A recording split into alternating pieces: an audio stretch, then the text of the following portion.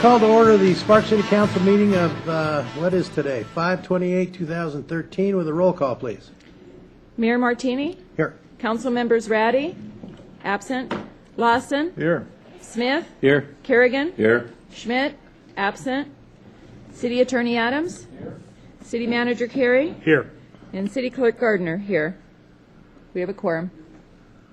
Okay, next is invocation speaker. We have Pastor Pete Bossler with the Crosswinds Church. If we could all stand, please. Is Pastor Bossler here? There he is. Hi, Pastor. Let's pray. Lord, we are so grateful as I think back on all these past years and coming through the City Council, how you brought us through recession, and you've given the City Council great wisdom, and you've blessed this city in such a tremendous way, and we're coming out of this thing, and we're so grateful to you. Thank you, Lord, for a new chief of police that's going to be installed today. Brian is a godly man, he's a family man, and he loves the city of Sparks. I pray your blessings upon him. Bless this meeting, give the council members and the mayor great wisdom. Bless their families, and we give you thanksgiving and praise in Jesus' name. Amen. Amen. Amen.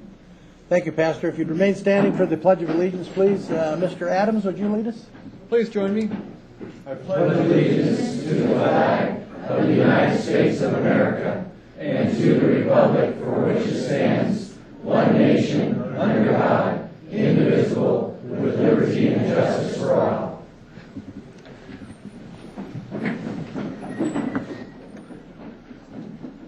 Okay, next I have comments from the public. Anyone want to speak under comments from the public? I have no speaking cards. Okay, moving on. Next is approval of the agenda. Mr. Kerrigan. Thank you, Mayor. I know that all the people here would love to sit through 3/4 of our city council meeting before getting to the most important thing. But that being said, I'd like to move 6.1 up to after 3.1. And then I'd like to approve the agenda. Do you have a second? Second. Moved by Councilman Kerrigan, seconded by Councilman DeLawson to approve the agenda as amended. Any further discussion? Seeing none, please vote. Please display. Passed unanimously with those present. 3.1, consideration and possible approval of the minutes of the regular Sparks City Council meeting of May 13th, 2013. Any additions or corrections? Mr. Smith. Move to approve. Mr. Lawson. Second. Moved by Councilman Smith, seconded by Councilman Lawson to approve the minutes as reported by staff. Any further discussion? Seeing none, please vote. Passes unanimously. Okay, next is 6.1. Consideration and possible approval to appoint a new police chief for the city of Sparks and consideration and possible approval of the applicant employment contract. Mr. Carey. Thank you, Mr. Mayor, members of the public. It's my privilege and honor to bring forth as the next police chief for the city of Sparks, Mr. Brian Allen. Brian was chosen by a team that looked at his background and his qualifications, included a member from the SPPA. We're very grateful for their efforts to be part of this process. Brian has agreed to an initial employment contract that is contained in your agenda item today, and it will follow the executive resolution. At this time, Mr. Mayor, you may move on those first two items, and then Brian could come forward for his oath of office. Okay, let's approve the first two items and then have Brian come forward to be sworn in. Misstated that slightly, just approve his initial employment agreement. Okay, any questions? If not, looking for a motion. Mr. Lawson. I'm going to move to approve the employment contract with Brian Allen. Second, Mr. Smith. Second. Moved by Councilman Lawson, seconded by Councilman Smith to approve the new police chief as outlined by staff. Any further discussion? Seeing none, please vote.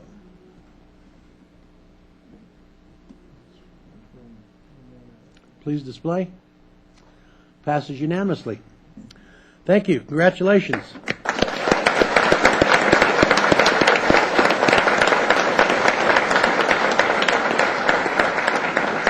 Come on up. Come on up, Brian, and we'll have Judge McCarthy swear you in.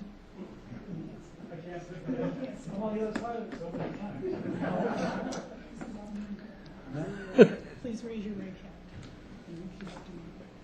I, Brian Allen, I, Brian Allen, do solemnly swear do solemnly swear that I will support, protect, and defend that I will support, protect, and defend the Constitution and government of the United States the Constitution and government of the United States, and the Constitution and government of the State of Nevada the Constitution and government of the State of Nevada, against all enemies, against all enemies, whether domestic or foreign, whether domestic or foreign, and that I will bear true faith and allegiance, that I will bear true faith and allegiance, loyalty to same, loyalty to same, and any ordinance, and any ordinance, resolution, or law resolution, or law of any state notwithstanding, within any state notwithstanding, and that I will well and faithfully that I will well and faithfully perform all the duties of police chief for the city of Sparks. come on, Judge. What was that?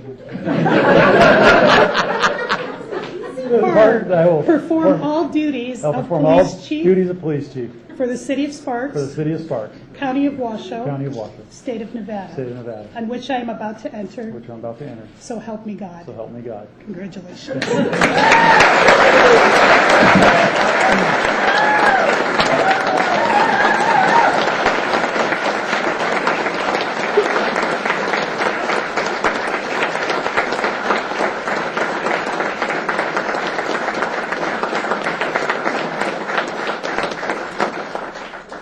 Here's your badge. I don't know if you have anyone who can put that on for you, if you're going to do it yourself, and some stars. Some stars. You're definitely a star. There's no doubt about it. December 9th, 1991, my dad pinned my initial badge on me. And though my wife has been there to support me all these years and do all the things that she does through all the other promotions, I think it would be fitting to see my dad pin my last badge on me. So I would like my dad to do that.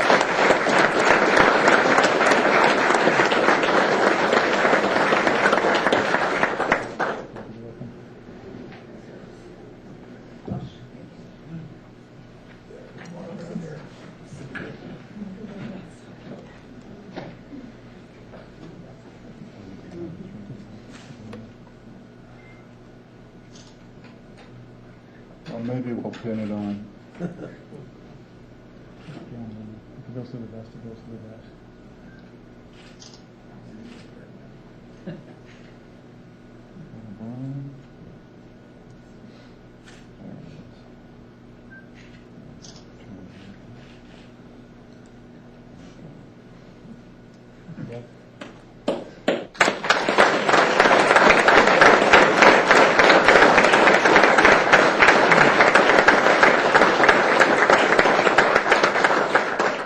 Please say a few words.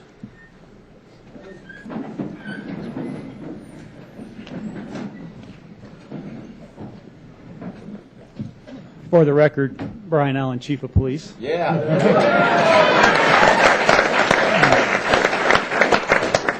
First of all, like Pastor Pete said, as a Christian man, I just want to thank and honor God for the accomplishments I've been able to make through my life.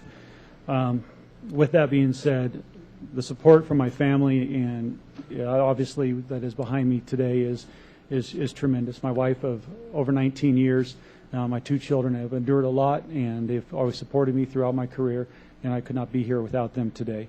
Obviously, the extended family, my brother, a sheriff's deputy, and the rest of the family that traveled up here today to see this is just a testament to how strong families really produce good people and how we can move forward. With that, it's easy to lead an organization with the fine men and women of the Sparks Police Department. You know, along the back walls of this council chambers are the finest people in law enforcement that you'll find, and it is easy to lead an organization with such people. I've always been proud to be a Sparks police officer, a sergeant, lieutenant, commander, whatever my role has been. I've been very proud to be a member of the Sparks Police Department, and I chose this community, the one I lived in, to serve. So it is an honor to take this position. I won't treat that lightly.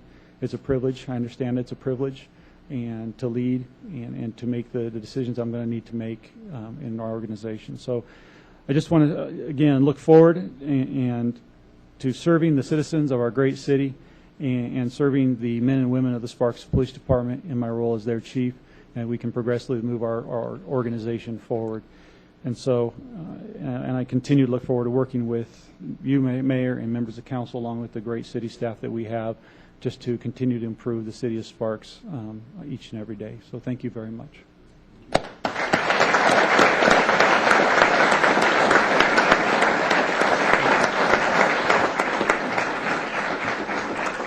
Thanks, Brian. Appreciate it. I know you're going to do a great job. And this is what makes the Sparks Police Department what it is. You can start on the job and you can become the police chief as you move up through the ranks. And that's what I love about us. We promote from within. So congratulations. And, stick around for a while, would you? Please. Anyone else? Any comments? Thanks, Chief. Appreciate it. Good luck.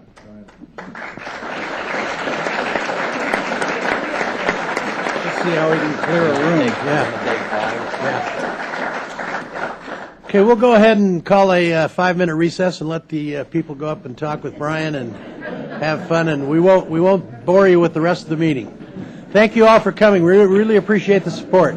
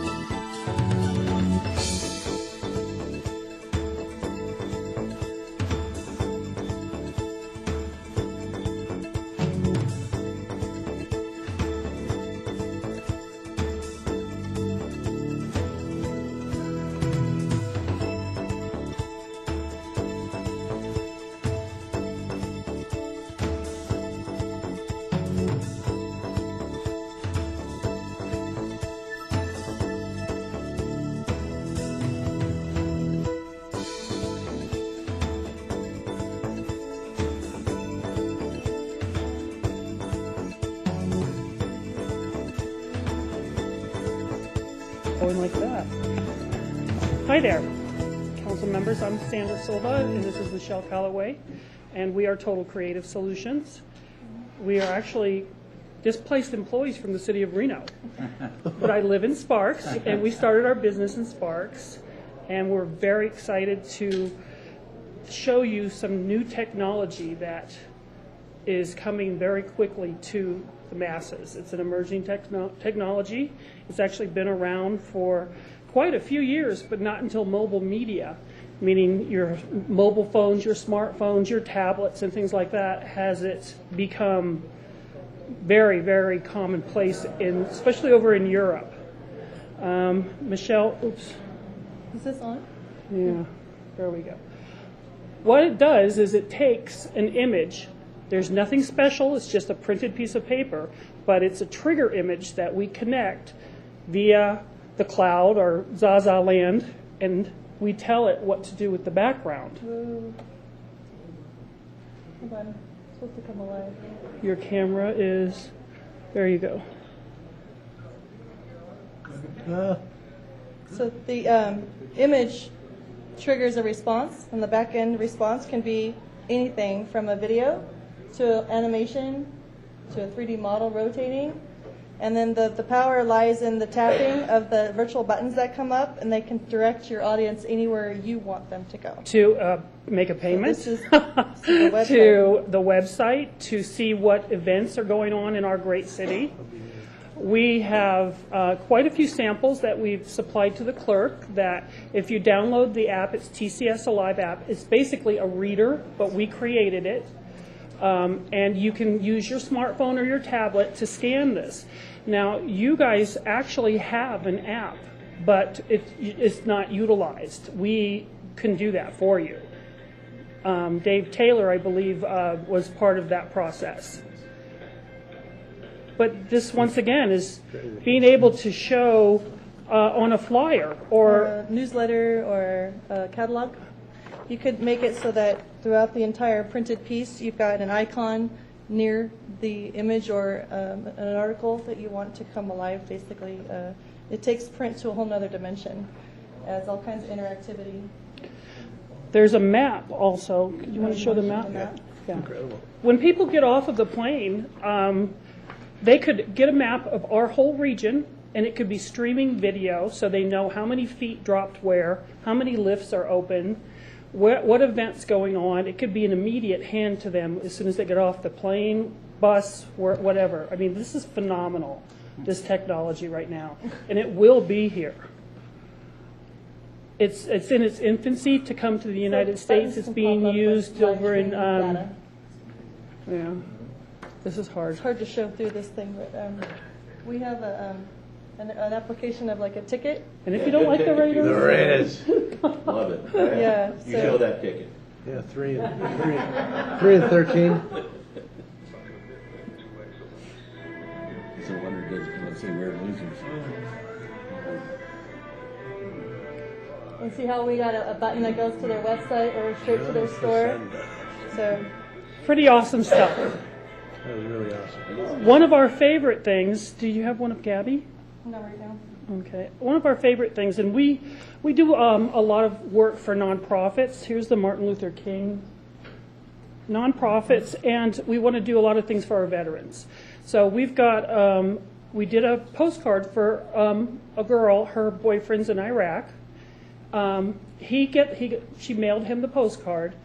He can pull the postcard out of his hand when he's having a bad day or just whenever he just wants to hear her. And it's so much faster than Skype or anything. It could be an embedded app or a picture, and he can hear her and see her or see his family just like that quick. And it's right there. Just as a heads up, you might want to get a 49er ticket instead of a Raiders ticket. I'm a Cowboys fan, so this wasn't my idea. Yeah. But So we, do you just hold the smartphone or the tablet over top of the picture, and then when you move it away, does the video go away? no, We have full screen icons that you can tap, like for the Raiders ticket. Let's go back there. sorry about that. That's all right. So you see there we have a full screen icon button that comes up right here. Okay. So, oops, I tapped on the wrong thing. Store. No, yeah, you can move Okay. your image. Your image will stay within the screen that it's captured on. That's pretty interesting. It's supposed to go full screen here. There we go. Yeah. Once it goes full screen, you can leave it. You can show them. Yeah. Oh, wow. And you can do that on an iPhone or Yes, iPad? iPhone. It's actually Android and iPhone, Mac right So, now. Right now, any Raiders Windows, logo use- they're fighting, and BlackBerry. Sorry, Did you guys want to see this? Sure. That's great. but we do have samples for you, and we were able. Because of this technology, we hired 3 new people just this last month. We're in negotiations with Office Depot and Best Buy. It's fantastic. This technology, you'll see it everywhere. And the fact that we're able to hire, we basically, we are able to hire and employ local talent, graphic designers. We have people that do the audio, video.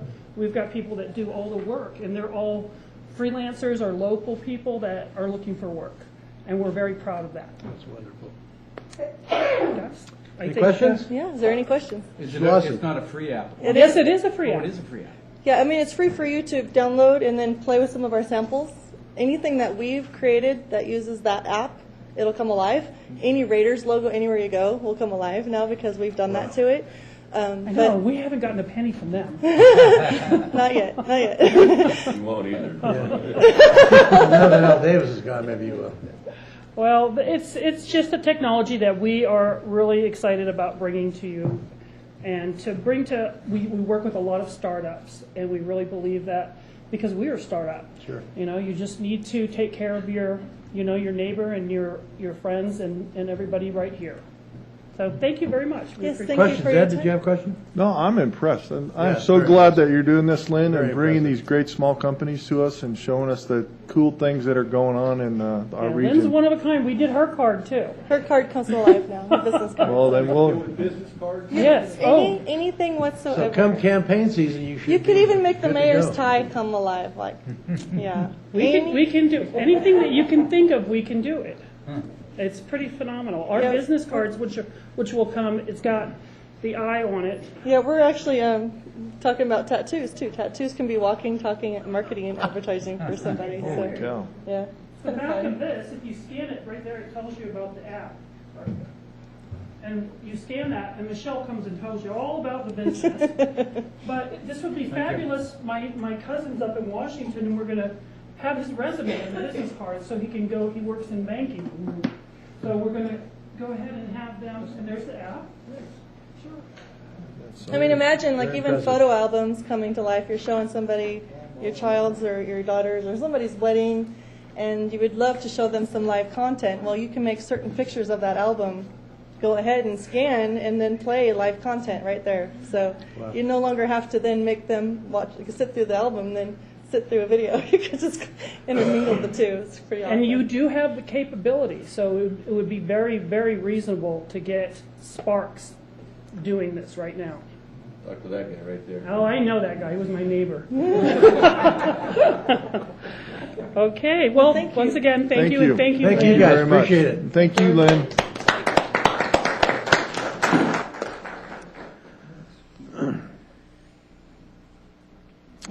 Next is 4.2, briefing on the Nevada Foreign Trade Zone. Mr. Ornelas.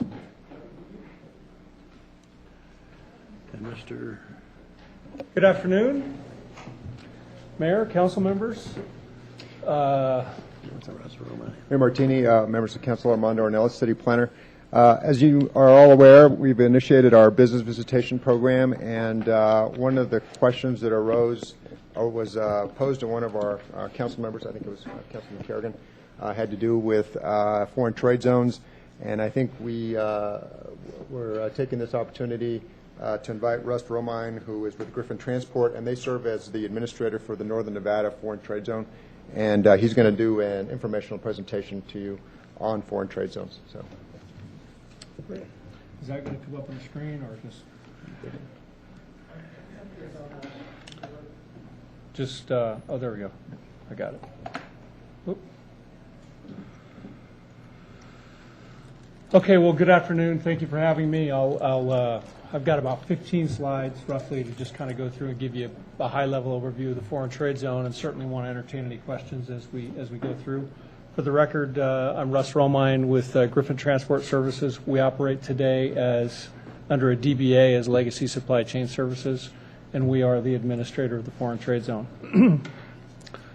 So just kind of a high-level agenda. We'll talk about what the foreign trade zone is, what the benefits are, the types of activity that can be done in a foreign trade zone, an overview of the Northern Nevada zone so you have an idea of the geography and who the users are and how that currently functions, general information and statistics, oversight and structure, the service area, the potential users, and some cost considerations as well as process for being established or set up as a user in the foreign trade zone. And then, open it up for any questions.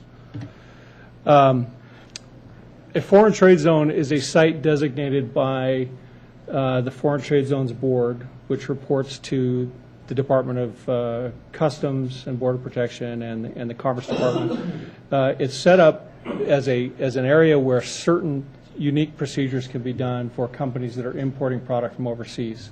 It's kind of spun off. It came out of the New Deal legislation in 1934, and it's really it was really initially set up to help create jobs and value-added jobs in the United States. The procedures allow for domestic activity to take place on foreign goods inside the United States. So that's really the intent. It's intended to create jobs and add value to products in the United States. There are approximately 265 foreign trade zones in the country right now, so it's a pretty well-developed program around the nation. In addition, there's another 500 subzones, which essentially are foreign trade zone operations that are outside of the designated boundary in a certain market. It may be a geographic limitation or some unique user that needs a special designation. But the bottom line really is there's about 750 foreign trade zone operations around the country. The primary commodities handled in the foreign trade zone are petroleum, automotive aftermarket products, as well as new market products, electronics, consumer goods, and pharmaceuticals. In the local Northern Nevada foreign trade zone, our commodity mix is a little bit different. We do have consumer electronics. We also handle ink and chemicals, guns and accessories, books, media, reading devices, and do some aerospace work in the foreign trade zone.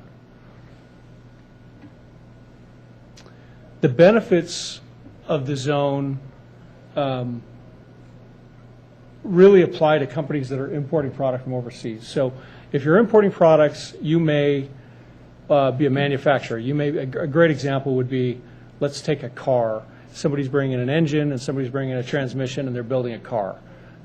If those two commodities each have, let's say, a 5% duty rate or tax rate as they come into the country, and you bring them into a foreign trade zone and you assemble the car, you do the actual assembly and value-added work in the foreign trade zone, the final product may have a lower duty rate, like let's say 2%, just for the purposes of an example.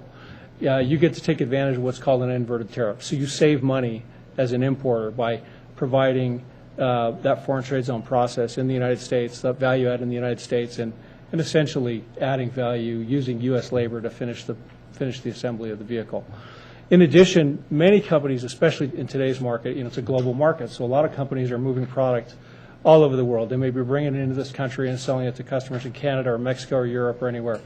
And oftentimes those companies have to pay duty on the product that comes into the United States, sell it to their customer, let's say in Canada, where duty has to be paid again, or some other place in the world. In a foreign trade zone environment, you can move it through the foreign trade zone, that designated area, and circumvent paying U.S. duty. So it creates a logistics benefit for the company to locate their operations in the United States. A lot of the work we see in Northern Nevada is based on what we call duty deferral or cash flow. Companies that are importing product from overseas that may have higher duty rates or slower turn times, the inventory sits for longer periods of time. When that product comes into the country, you have an obligation to pay U.S. Customs your taxes and duties within a 10-day period.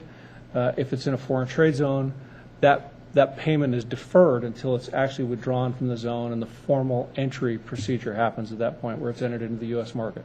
So there's a cash flow benefits. You have to do the math to figure out what your cost of money is and what have you. But that's what we see a lot of in Northern Nevada, some manufacturing.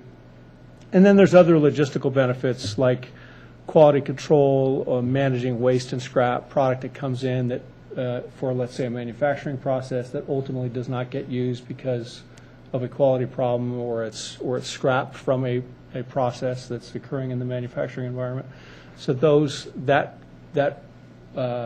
balance of the commodity that was brought in, you don't have to pay duty on the value of those goods.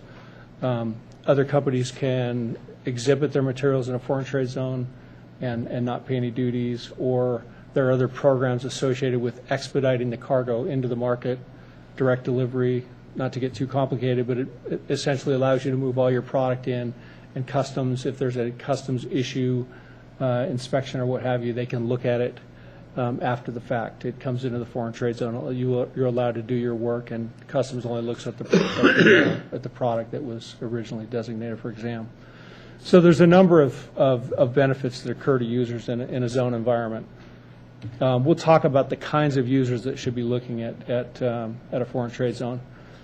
In terms of the structure, how it's structured and how it's managed, essentially, the Foreign Trade Zones Board, again, reports to the Department of Commerce and the Department of Treasury, U.S. Customs. They essentially oversee the program nationally, and they provide regional, local designation to grantees to run the program on a regional basis.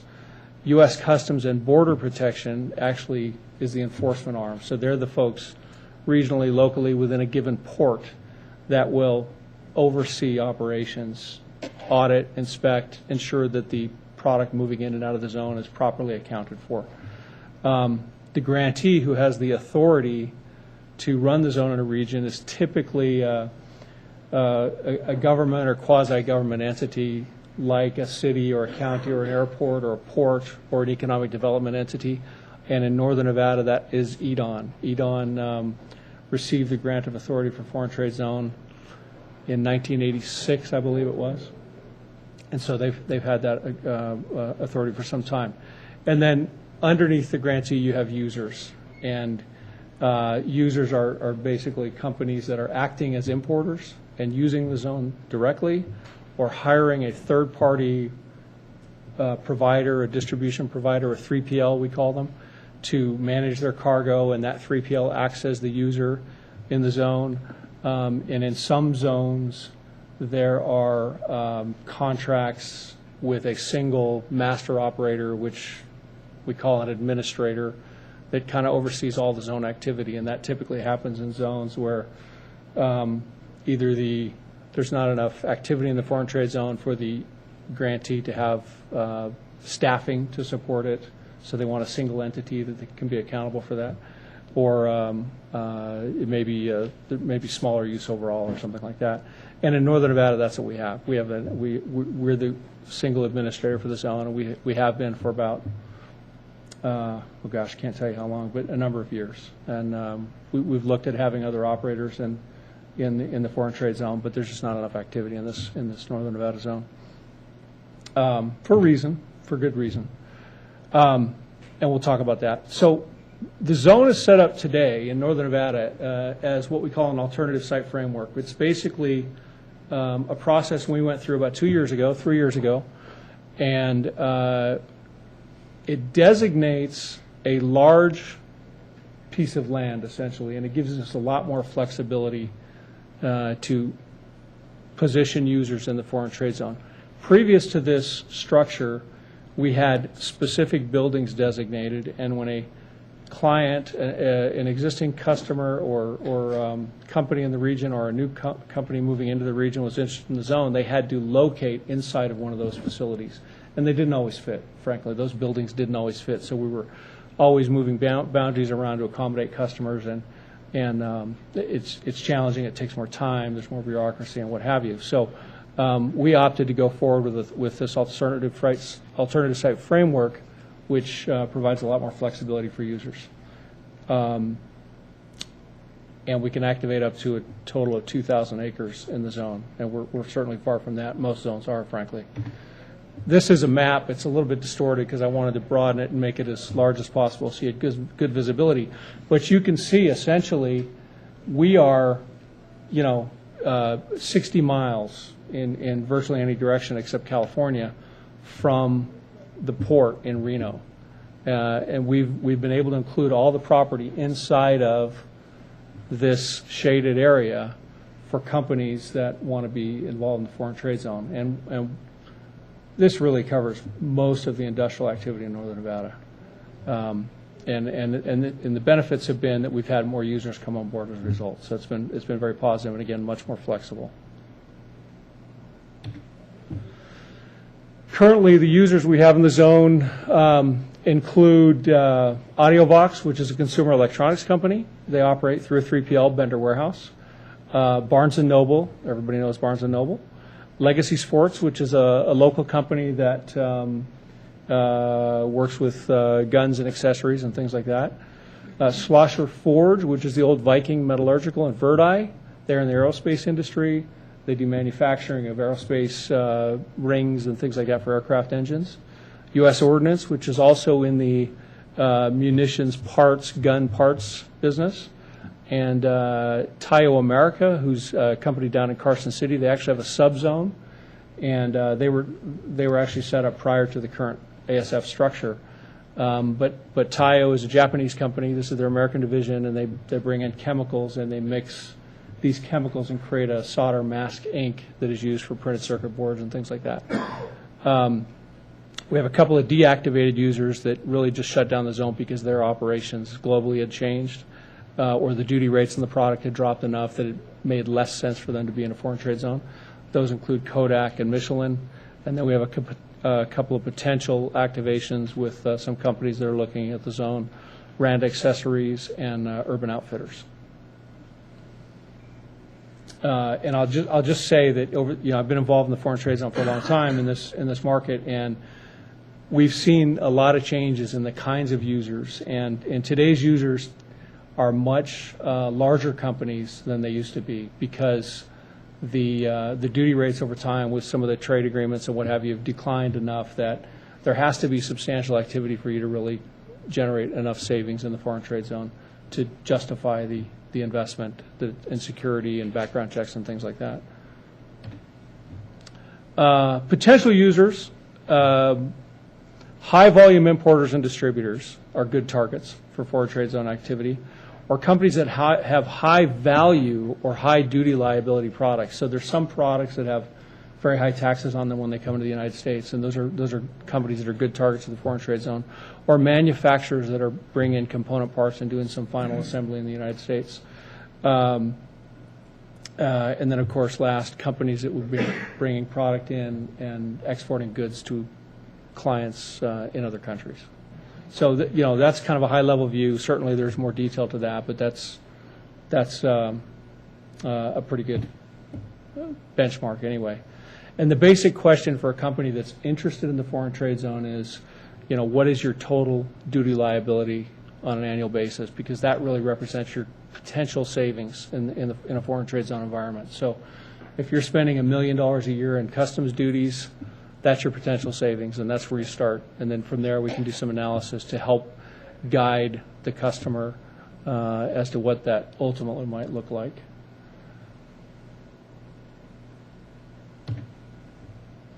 Cost considerations. So we have potential savings, and on the flip side, we have costs associated with being in a foreign trade zone environment. As a user in the foreign trade zone, you have a higher threshold of inventory management responsibilities, because now commercially you manage your inventory, but in a foreign trade zone environment, you've got to manage other information like country of origin, value, harmonized tariff code, things like that the foreign trade zone and customs will require. So there's additional levels of detail that you have to manage in your inventory, and sometimes that is onerous for companies to get into. There has to be an operating manual, facility security, and then personnel background checks for the folks that are actually actively working inside the foreign trade zone. I tell companies, and this is a really rough number, but if you're going to set up a distribution operation in the foreign trade zone, your minimum cost is probably going to be somewhere around $25,000, and very possibly more, depending on what the operation looks like, how much capability you have to do the work internally versus hiring an outside consultant to help you with some of these steps in the process. For manufacturing, it's a little bit more because there's more detail to a manufacturing operation and application for approval. In addition to that, we have an annual operating fee to be in the foreign trade zone. For distribution companies, it's $5,000. For manufacturing companies, it's $7,500. That is a fee that is helped to offset the cost of some of the reporting and the oversight that we have to do, and it's also shared with the grantee. And then finally, you have some internal oversight and management you have to consider. So, now you're in a foreign trade zone environment, and you have to be aware that there's additional levels of managing your inventory and what have you. And so there's a cost to that because you've got to hire or train people and what have you internally. So these are kind of rough numbers, but they're guidelines for folks as we talk. And then as we kind of get to the end here, how do companies hear about the foreign trade zone? So most larger companies, nationally certainly, what we see in this market, interestingly enough, is there are some bigger companies that have zone operations in many places around the country, and this is just one of those locations. So most larger users are familiar with foreign trade zones and the benefits that can accrue to their business. New companies looking at the regional will hear about the zone through economic development organizations. We're in touch with EDON and NNDA and the other EDAs about the foreign trade zone. We give periodic seminars that are publicized, and then, of course, we do presentations when requested to local groups or city councils or what have you. And then there's a website, there's a page on EDON's website that provides more detail on the zone as well for companies that have an interest. For companies that are interested in participating, they must first determine the potential cost savings of the zone. So take a look at it internally. What do you think you can save? Again, we can help them with that. We have some simple calculators. They're simple spreadsheets that ask 10 or 15 questions, and it'll return a rough idea of what the potential savings looks like. Then against that, you can assess the annual costs and make a decision as to does it make sense to move forward in a foreign trade zone environment. Then there's an application and setup process that you have to go through, and then local activation with U.S. Customs. Timelines vary depending on the kind of operation, but somewhere between, let's say on the really fast side, 30 days to 12 months or so, depending on the kind of operation and how quickly you can do some of the work internally yourselves as a company. And then I would just like to open it up for questions. We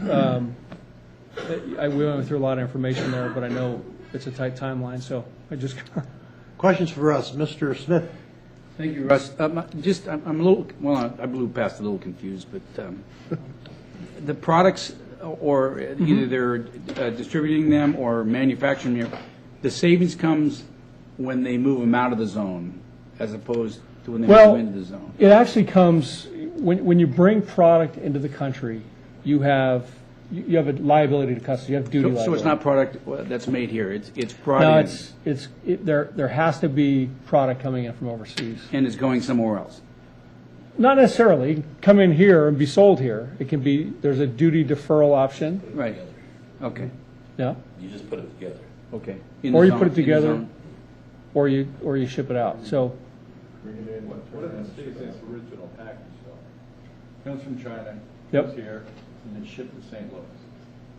So if it comes in its original, let's just pick numbers. You bring in a $100 box that's got a 10% duty rate on it. That's $10. If I bring it in and I clear customs and I ship it to St. Louis, I pay my $10 in 10 days.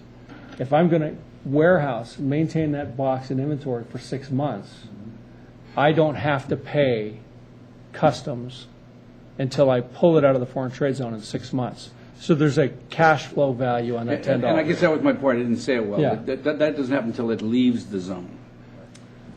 Correct. Right. Yeah. You're deferring that payment for 6 months in that scenario. So basically, if let's say it's in the zone, you haven't sold it yet. You're not even. Correct. You're not paying that duty Right. until you actually sell it and ship it. Right. That's the advantage. I think that's what I'm It's getting. one advantage. Okay. In another advantage, you go back to the car, the engine, the transmission. I'm paying $10 to bring each of those taxes to bring each of those parts in. I put them together. I create a new product called a car that only has a $5 cost. So my original liability was $20, but I put a car together in the foreign trade zone and withdrew a car from the foreign trade zone and paid $5. So I've saved $15. Gotcha. And then the last would be exporting. Cost me $10 to bring it in, and then I sell it to a customer in Canada or Mexico or something. And if I bring it into the foreign trade zone and I sell it to Canada, I don't pay the $10 at all. Okay. So those are kind of the high-level 3 ways to save money. And then there's other opportunities in there, zone transfers and things like that, if you're working with customers that have other foreign trade zones. Mr. Kerrigan. Yeah. Russ, thanks a lot for doing this. I did ask for this because I think it's very interesting because a lot of people don't even know we have foreign trade zones. Right. The one question I had, though, is that even though it's 60 miles wide and 60 miles, I guess you said, from one side to the other, there's still only 2,000 acres, right? So is that do you just take the business and Decide Well, how big it's- it is, and that's all you can have is up to 2,000? Yeah, acres? basically, they say, look, you can have this land. Right. Okay? But you can only activate up to To 2,000 acres. So, So you know, how close, what are we up to right oh, now? gosh, we're far away. I mean, Okay. we have probably 100 acres. And that's not untypical. I mean, there's a lot of, as we said, there's a lot of foreign trade zones around the country, but a lot of them don't get used very much. It really depends on the type of clientele. So, you know, we're a long way from that. Long way from that. We Mr. might have Lawson? 100. Are you guys helping in the recruitment of these businesses? Are you providing information? Do you have some working relationship with EDON? Well, we're a resource. So as EDON, sometimes NNDA, but certainly EDON fairly regularly, when I say several times a year, they'll be meeting with a client that has an interest in the foreign trade zone, and they'll ask us to come in and provide, you know, an overview, information, answer questions, those kinds of things. Have you talked with regional planning at all? And is there any zoning issues that No. concern you? And we're kind of unique in that we have the only regional planning agency in the state. Yeah, no. I think it's in the country, by the way. Is it in the whole country? What's that? Wow. Regional I think we planning. only have Regional the- Oh, in the country, Regional yeah. planning in the country, I believe. Right. We've not had any discussion with regional planning. No. Exactly. I'm just trying to get everyone under the same umbrella. Sure. And the more information is under that umbrella, the It better might be chance we have worthwhile, for actually. recruitment. Sure. So, okay, thank you. Who should I talk to? Maybe I'll reach out. Kim Robinson. Yeah, just have her contact her. Yeah. Okay. Armando can pass that on. huh? Anyone else? Julia? That raises a question for me. Is it really a competitive advantage if there's 265 across the country? I don't know that it's a competitive advantage as much as it's one of the, you know, the bullets in your gun kind of a thing. And if you don't have it, somebody else will. You know, I think that really comes down to that. I mean, where it gets more competitive than a lot of other zones is the ASF structure, the flexibility we have. But there's not a lot of zones in the country that have that. More and more are doing it, but this is a fairly new program. About 2-3 years ago, we were one of the first ones to do it. And so I think that flexibility makes a difference for companies. A lot of zones aren't doing that yet. Okay, great, So. thanks. Okay, thanks, Russ. Okay. Appreciate you taking the time Thank to you. come do that. No, you're Appreciate welcome. Thank you. it. Okay, let's move on to consent items. Anybody want to pull a consent item? If not, looking for a motion. Ms. Ratty, Approve consent agenda items 5.1 through 5.8. do I have a second? Mr. Lawson. Second. Moved by Councilwoman Ratty, seconded by Councilman Lawson to approve the consent items 5.1 through 5.8. Any further discussion? Seeing none, please vote.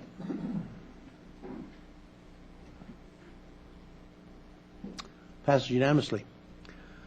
Okay, on to 6.2, consideration and approval of resolution number 3238, a resolution authorizing the Financial Services Director to request advanced distributions of property taxes. Mr. Cronk. Good afternoon, Mr. Mayor and members of the council.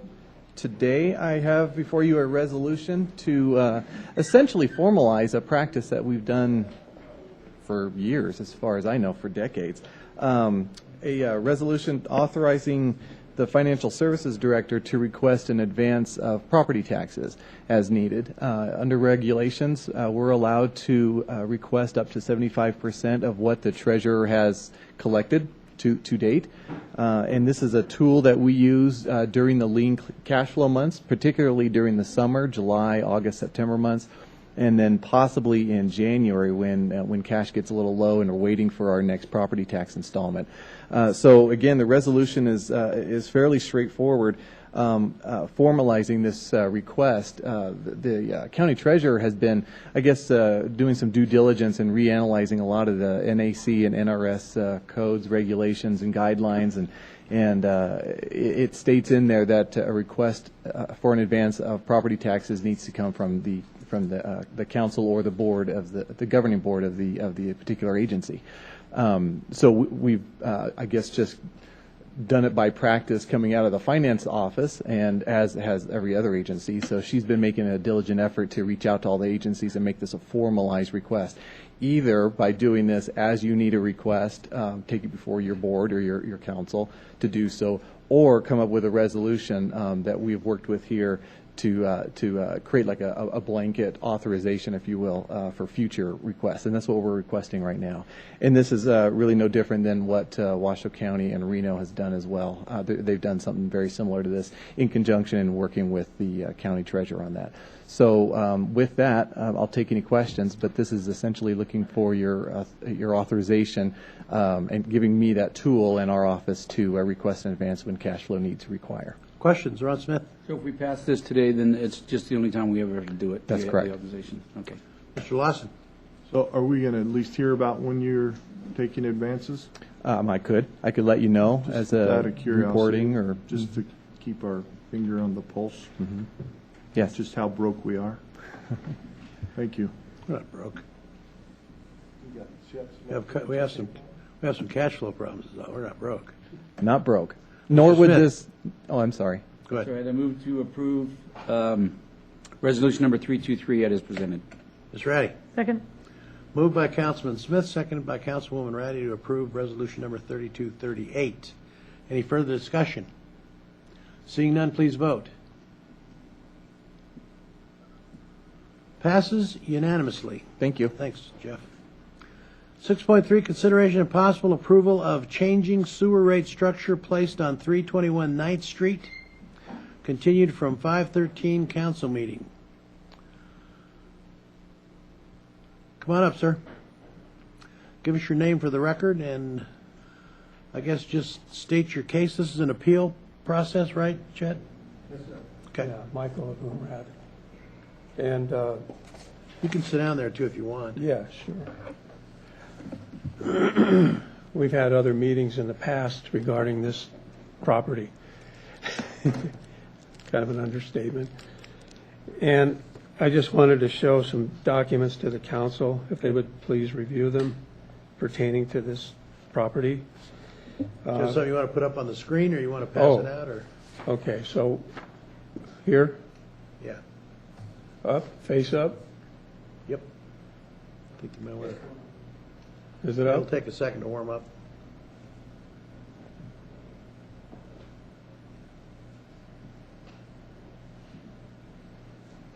Yeah, just turn it the other way.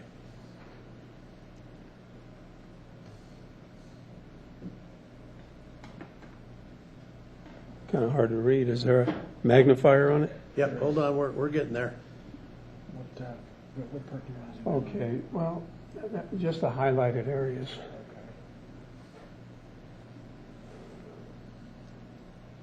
Okay, this information comes from the Washoe County website.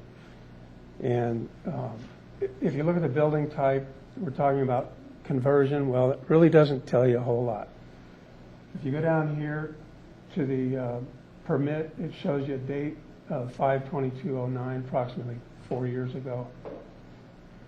The land use code has been changed. About that same time, we went from 5 to 9 units down to 3 to 4 units. And I've kind of expressed that in my previous meetings, but I really didn't have much to show. So I went on the website to look for the codes. That code LUC, the land use code of 32, shows that it is in fact 3 to 4 units.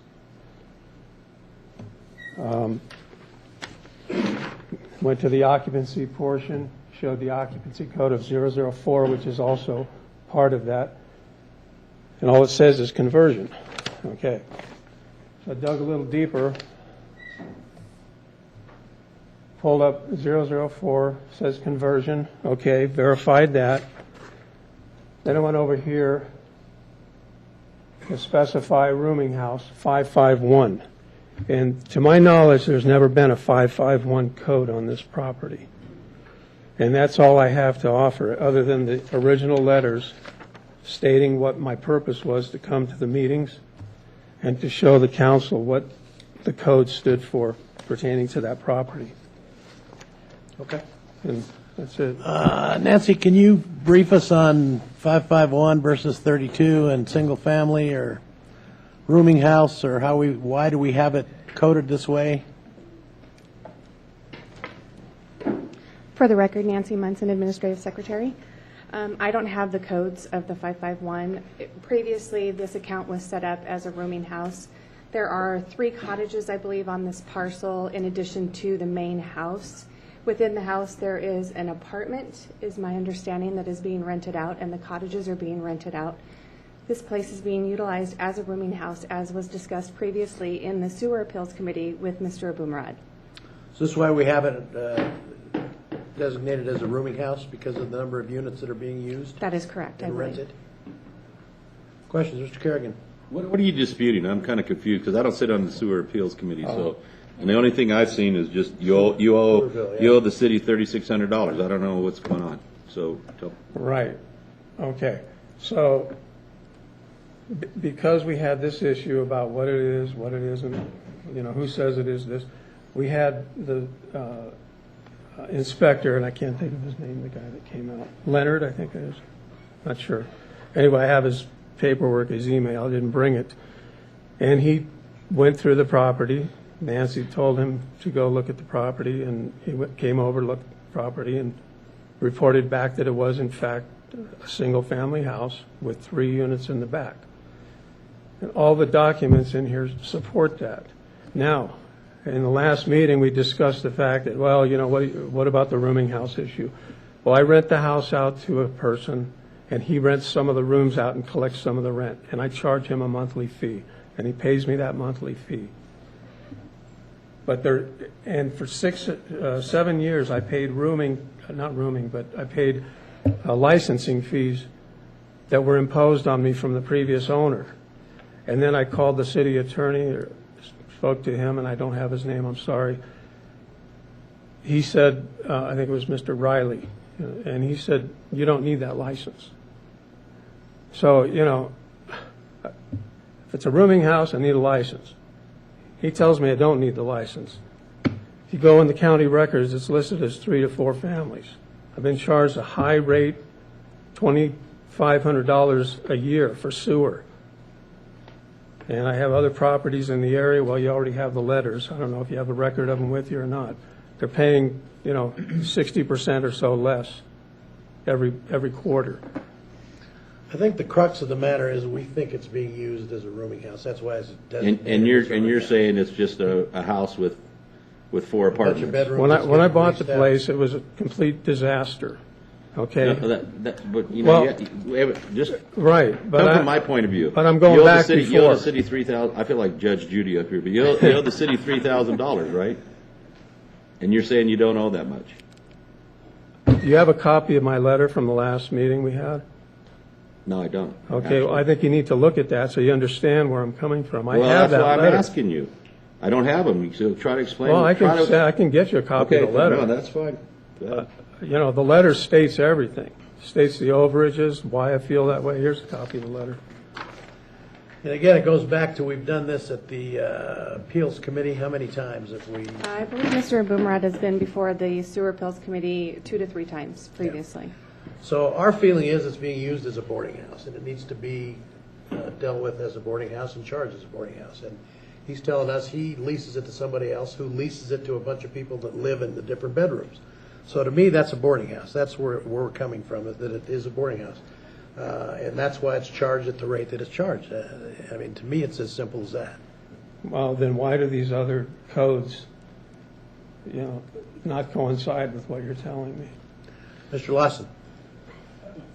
I'm guessing if you took the fact out that you charged one rent to one guy and you collected from each person, would it qualify as a rooming house then?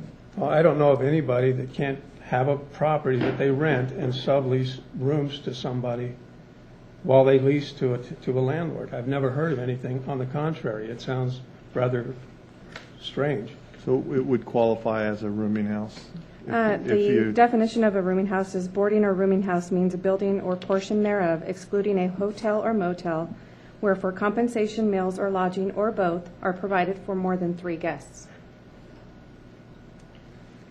So there and realizes is the reason why we code it as a boarding house. There's no guests there. These aren't guests. What are they? They're people that live there. Well, they're not guests. It's the same. They're Well, leased. if they didn't pay their rent, they wouldn't be a guest for very long. Yeah. If they didn't pay their rent, they wouldn't be a tenant for very long. I differ with you. A guest doesn't necessarily pay rent. Okay. Questions? My definition is clear to me, so. Anyone else? Okay, we need action then, I guess, to deny or to approve the appeal. Is that not correct? Yes. Okay, looking for a motion. Mr. Smith? I move to uphold the rate structure as identified in Title 13 of the Sparks Municipal Code and to deny the appeal. Go to second, Mr. Kerrigan. Second. Moved by Councilman Smith, seconded by Councilman Kerrigan to deny the appeal. Any further discussion? Seeing none, please vote. Passed unanimously. Thank you, Nancy. Thank you, sir. Okay, next, 7.1, public hearing, second reading, discussion and possible action on bill number 2657, an ordinance amending chapter 2.25 of the Sparks Municipal Code. Good afternoon. Mr. Marin. Yes, sir. Go ahead. Dan Marin, your contracts and risk manager for the record. Just as a quick refresher, the rules that we currently use with respect to how we spend money on goods and services, including construction, are laid out in the Sparks Municipal Code, and more specifically the Procurement Code section, Chapter 2.25. As we discussed at your workshop in January, a good chunk of our code repeats verbatim the exact same sections within NRS, both Chapters 332 and 338. However, the last time we revised our code was in 2006, 3 legislative sessions ago, and so we have a situation where the language within our code varies from NRS significantly. So the item before you today is a mock-up of the revisions to the City Procurement Code that follows the direction you gave at your January workshop. It's my recommendation in cooperation with the City Attorney's Office that wherever possible we strike our code sections that are repeated sections of NRS and simply note that we will follow those applicable chapters wherever they might apply. This makes some common sense and allows us for our code to remain unconflicted with state law as the legislature continues to make changes session to session. Best example is right now, with a week left in the session, we're still tracking 8 bills that will affect how it is we spend our money, specific to public procurement. 8 bills are still living today. So the timing of this is relevant and important and going to be important going forward in how we do our business. So many of the changes that are identified are cleanup or cosmetic in nature. For instance, the title of purchasing manager no longer exists in this organization. I'm your contracts and risk manager. There hasn't been a purchasing manager for 2 years. Your code is ripe with the term purchasing manager. And so rather than trying to go through title changes forever, back and forth, we're looking at just defining the purchasing manager as a function rather than a title. And so we identify that in the language. Purchasing manager, the person that does it functionally, has the most authority with respect to purchasing of goods and services. Wherever we had sections that were verbatim repetitions of NRS sections, we struck those from the code. That's why you're seeing a lot of red ink in the mock-up, is because those sections are within NRS, word for word, sentence for sentence, period for period. We also note in multiple sections that the city shall follow all applicable rules and procedures specific to public procurement contained within those chapters of NRS. So we're tying them back and forth. We're cutting our redundant language and still pointing over there and saying we're doing it exactly the way the state defines this process because they have the controlling authority in this case anyway. As discussed in January, we've added language to better deal with emergency procurements that are in reaction to local or regional emergencies. The new language addresses the timely reporting of data back to the City Council when these events occurs, but still gives us some flexibility while being specific to you with that information. This is by design. The flexibility is by design because we note that no emergency is exactly like the last one. Finally, Section 2.25.150 has been mostly stricken but retitled as the City Council approval requirements. As you're aware, under the current process associated with City Council activities, purchases and contracts that exceed $25,000 require the approval of the City Council. The proposed change to $50,000 follows the motion and recommendation that this body made at your workshop in January. An adjustment in this area will only affect contracts for purchases of goods, services, or construction, and it doesn't affect all the limits affecting interlocal agreements, or settlement claims against the city. There are other minor changes throughout the code that correct cross-references to other sections of code or NRS, and it's not my intent to go through those line by line, but just take questions at this stage.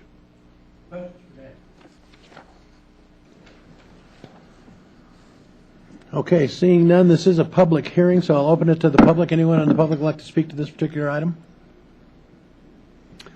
Seeing none, I'll close the public hearing and bring it back to council for action. Questions for Dan? I gotta say, this is the first time I've ever heard code revision and common sense used in the same sentence. It's an oxymoron. Uh-oh. Yeah. Thank you. Ms. Ratty? I move to adopt Bill number 2657, amending Chapter 2.25 of the Sparks Municipal Code. Mr. Smith? Second. Moved by Councilwoman Ratty, seconded by Councilman Smith to approve agenda item 7.1, bill number 2857. Any further discussion? Seeing none, please vote. Passes unanimously. Thank you. Okay, 7.2, public hearing, second reading and possible action of bill number 2658, an ordinance adopting the 2012 International Building Codes and other matters properly related thereto. Mr. Miranda, welcome. Hello, Mayor and Council. How are you guys today? Mark Miranda, building official, building and safety. I'm here today for the second reading of the adoption of the 212 International Building Code and local amendments. Adopting modern safety codes ensure that the City of Sparks is addressing all aspects of sound construction, such as structural integrity, plumbing, electrical, mechanical systems, and energy efficiency and sustainability. The building officials of Northern Nevada wanted to bring more consistency to the way codes are adopted and interpreted. The steering committee was formed to develop the 2012 Northern Nevada amendments. The committee consisted of building organizations and code officials and has authored the amendment package that will be adopted throughout Northern Nevada. The proposed code adoption and amendment package has been presented to the Development Services Enterprise Fund Advisory Committee, EFAC, for their review and comment. EFAC unanimously voted for approval of the amendment package and code adoption. There'll be a grace period between council approval and September 1st, and that will allow our applicants to either use the old code or the new 2012 code and give them a chance to retool their plans and everything they need to do to bring it up to our current new codes, number 12 codes. Reno, Washoe County, and Carson City will all adopt the amendments and September 1st deadline along with Sparks. We're all on about the same timeline right now. So that's it for me. Do you guys have any questions? Questions for Mark. Mr. Smith. Mark, I looked in the residential code section. I did not see the fire sprinkler issue in there. That's not somewhere else, is it? It's in the amendment package. And you looked in there and couldn't find it? No, I looked in the residential code amendment, part of it, because that's where... part of the amendment package? But we pulled it out of here, right? It's going back to the yes. fire department. Right. Okay. That's Yes, all. sir. That's it's what in there. If you want, I can show it to you later, or okay, show it to you now, whatever you want. Any other questions? Okay, this is a public hearing. I'll open it to the public. Anyone want to speak to this particular agenda item? Give us your name for the record, please. You have 3 minutes. Sir? Good afternoon, Council. My name is Frank Lepre. I sit on the Enterprise Fund. I also have a construction company here in town. I just think it was a great system, the way your building officials here in Sparks and all around the community got together, and we're going to do it at one time. It makes our job easier. Nobody likes a new code, but it helps us, and then having it blended in together. So I think Mark did a great job for the city of Sparks. If you have any questions for me, I'm here to answer anything. I support it. Schlosser. So all the entities will be passing it before the September 1 deadline? Yes, sir. And that Carson's already adopted, and they have the September 1st deadline, just like we do. They've got that grace period invoked, just like we were going to have. Okay. Is September 1 good? Actually, the way it's, like I said, nobody likes the new code, but the way they set it up for us, it's the best we can have it. Awesome. Great. Thank you. Thanks, Frank. Would you fill out one of our speaking cards for us, please? Thank you, sir. Anyone else under public comment? Mr. Madole. Thank you, Mr. Mayor, council members. John Madole, representing the Associated General Contractors and the Nevada Association of Mechanical Contractors. I just wanted to say that we did work with the building officials on this, and they were very helpful. And the mechanical codes presented kind of a little unique problem, since we have legislation on the books, state legislation, that says we have the Uniform Plumbing Code, and Mark and other building officials were kind enough to help us work out kind of a transition period where, for the time being, either the Uniform Mechanical Code or the International Mechanical Code, either one could be used. Very helpful, and it kind of helped a lot of the mechanical contractors, so I'd just like to thank him publicly for he and the others working with us on that. We support the changes. Thank you. Thanks, John. And again, if you'd fill out one of our speaking cards, I'd appreciate it. Thanks. Anyone else under public comment? Real quick, Mayor, Jess Traver was supposed to be here. He just texted me to let me know he's works for BAN, Building Association of North Nevada. He asked if I would say a word for him, and I think he sent you guys all a text earlier at the first reading, and he was also in support of this code amendment and code adoption. Okay. Anyone else under public comment? Just a quick question. Okay. Go ahead. You don't mind? No. What are, and I heard the remarks, what are some of the more dramatic changes in this code that haven't been reflected in the past, or are they just a lot of small technical changes? Or one of the major changes was in the International Residential Code was a requirement to sprinkler all new construction. And so as part of this process of going through this amendment process, all the committee and the people that were in the code committee and the people on the building side all got together and discussed the impact of the sprinkler systems on the residential, and it was decided that at this time that we would amend that out, the sprinkler system. So that would be one of the major portions that was going to come into this code cycle. Other things, there's not a lot of major changes as far as structural values, wind speeds, and the way we design our houses. The last time I was in front of you guys, we talked about the energy efficiency code, and that probably has the bigger impact on the way we build houses for energy efficiency. So that code really affects that particular part of it. But coming forward, some of the other changes would be on the electrical side. We're bringing up the standards on what I call arc fault breakers. And they're a little bit different than our normal circuit breakers. They're a little bit, they detect arc fault within the wiring systems, and they're a good fire. They stop a lot of fires. And then we're also carbon monoxide detectors. All right. Will also be another thing that will be coming. So Okay. those are just some of them. There's a lot of little changes, like you say, like they always have. Thanks, Mark. Okay. Anyone else? We'll close the public hearing, bring it back to council for action. Any questions? Not looking for a motion. Mr. Smith. First of all, I want to say that, watching the entities work together like this and come up with a product like this is great. Good work, you guys. I move to approve Bill number 2658, an ordinance adopting the 2012 International Building Codes effective September 1st, 2013. Do I have a second? Mr. Lawson. Second. Moved by Councilman Smith, seconded by Councilman Lawson to approve 7.2, Bill number 2658. Any further discussion? Seeing none, please vote. Passes unanimously. Okay, Sean, we're not coming back after the closed door, are we? That's correct, we are not.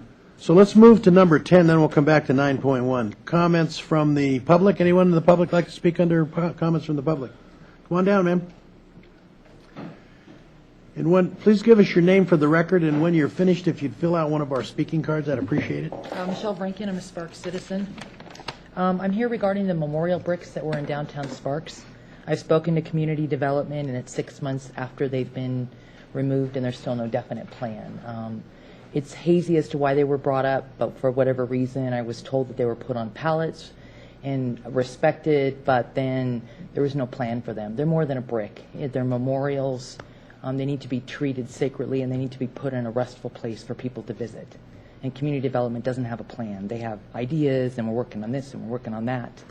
But they've been sitting on a pallet for 6 months, and then if the offer was to return them, they're not a used toy. They were purchased for a reason, and they need to have a final resting place. And I want to know what the city council plan is for that, to motivate that to come to a final resolution. Okay. I think we do have a plan to put up a plate with all of the names that were on there in the first place, so we're going to do that. I apologize, we got a little behind and didn't notify people in time, and that's our fault, and we'll have to take the hit for that. But we've sent out letters to everyone, I believe, that we know their addresses, the ones we have addresses for. Some of them are so old that we may not have addresses for, but we do have a plan. We moved them, I believe, in the first place because we moved the clock, and there was a new plan for the Victorian Square, the plaza, and we had to move those rather than to destroy them. So I believe we do have all the bricks on pallets, do we not, Tracy? Yeah. So there is a plan, and you know, if you need to look again at the plan, maybe we can have Tracy show you what it is. Well, when I called community development, they said that they were working with a contractor to try to get it worked on the metal and whatnot. Yes. But I mean, it's been a significant amount of time, and I know justice moves slow, but it's been 6 months, and they've been, you know, stacked on pallets, and they're memorials. Sure. Nobody was notified of that. In our family's case, we went looking for our mother-in-law on her birthday, and she's not there. Yes.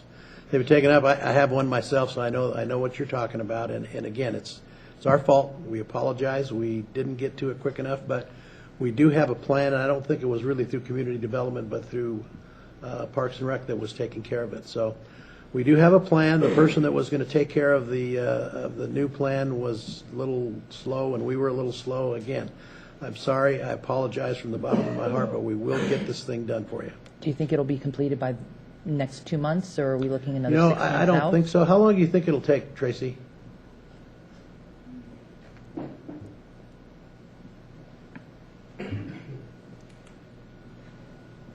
Tracy Dominguez, Parks and Recreation Director, for the record.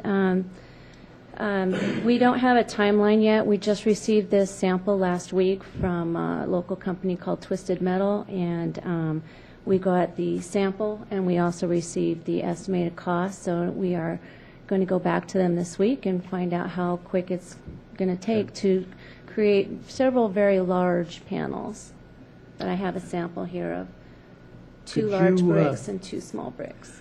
Could you, when you get that, contact Michelle and let her know what the time frame is, and maybe Absolutely. email the council too and let us know what the time frame is, so if we get other phone calls, we'll know what to say?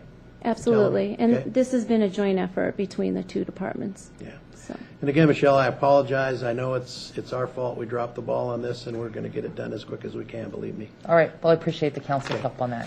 One more question, Ms. Ratty. Where's it going to go now? Right now, the proposed site is at the bandstand. Okay, thanks. And the goal is to make the product last a lot longer in our environment than the bricks did. And also something that we can't foresee are the plans for the venue. And so this way on these beautiful plates, we can relocate them much more easier without damage. Okay. Thanks, Tracy. Thank you. Thanks for coming down, Michelle. I appreciate it. And again, I apologize. Okay, comments from the city council and city manager. Mr. Carey. Thank you. I had one announcement I wanted to add for Jeff Kronk. His department has received their 32nd continuous Certificate of Achievement for Excellence in Financial Reporting. And to my knowledge, that's the longest record in Nevada.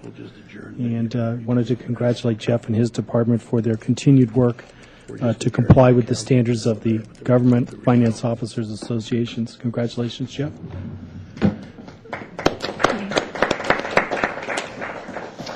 Anyone else? He thanks Debbie Kinder of his office for her leadership over that program. So I wanted to extend a thank you to Debbie as well. I also have to make announcements today, Mr. Mayor, for vacancies on our various boards and commissions. So with your indulgence, we have terms that will expire on the following committees on June 30th of 2013. These include the Civil Service Commission. This is for one member for a 3-year term. We also have the Reno Tahoe Airport Authority Board of Directors. This is for one member for a 4-year term. And then for our Parks and Recreation Commission, we're looking for 2 members for 3-year terms and 1 member to fill a term which would end on June 30th of 2014. Members of our community who are interested in serving on these committees should complete a community service application available from the city clerk's office. It is also available online at our city website, which remains www.cityofsparks.us. Onside that website, click on the Governing tab, and that will move you quickly to boards, commissions, and Get Involved, where you will find our community service applications. The City of Sparks will accept applications for the positions disclosed above until the close of business on May 31st, 2013. I'm sorry, that appears to be incorrect. Let me make that June 14th, if I could.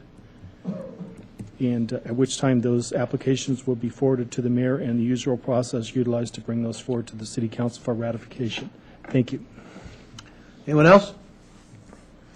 Okay, looking for a motion on 9.1, consideration and possible motion to adjourn to a closed-door session. Mr. Lawson. So moved. Do you have a second? Ms. Ratty. Second. Moved by Councilman Lawson, seconded by Councilwoman Ratty to approve 9.1. Any further discussion? Seeing none, please vote. Passes unanimously. And we're adjourned. No further business. Ready? Okay, I'll call the order of the Sparks Redevelopment Agency meeting for 5/28/13 with a roll call, please. Agency Chairman Smith. Here. Agency members Ratty. Here. Lawson. Here. Martini. Here. Kerrigan. Here. Schmidt. Absent. Agency Attorney Adams. Here. And Agency Manager Carey. Here. We have a quorum. Thank you. Okay, I'll open it up to the public for any comment. Anybody in the public wishing to speak at this time? Seeing none, we'll bring it back to the agency. 3.1, consideration and possible approval of the minutes. Move to approve, Mr. Chair. Second. Oh, sorry. That's right, we have a motion and a second for April 22nd, 2013. Got to be fast on this board. Any further discussion? All in favor say aye. Aye. Opposed? Passes unanimously. Number 4, report of claims and Move to bills. approve. Second. Okay, we have a motion and a second. Any further discussion? All in favor say aye. Aye. Opposed? Passes unanimously. Number 5, consideration and approval of resolution number 128, a resolution authorizing the chief financial officer to request advanced distribution of property taxes. Mr. Cronk. Good afternoon. Is this the same This as we is did the at same. City Council? Yes, looking Yes, it for a is. motion. Move to Second. approve. Okay, we have a motion and a second. Any further discussion? All in favor say aye. Aye. Opposed? Passes unanimously. Thanks, Jeff. Nice presentation. Comments? Any comments from Never member been better, agents? It's always better the Members? second time. Okay, I'll open it back up to the public. Anybody in the public wishing to speak at this time? Seeing none, we'll bring it back to the agency. We are adjourned. Thank you. For yours.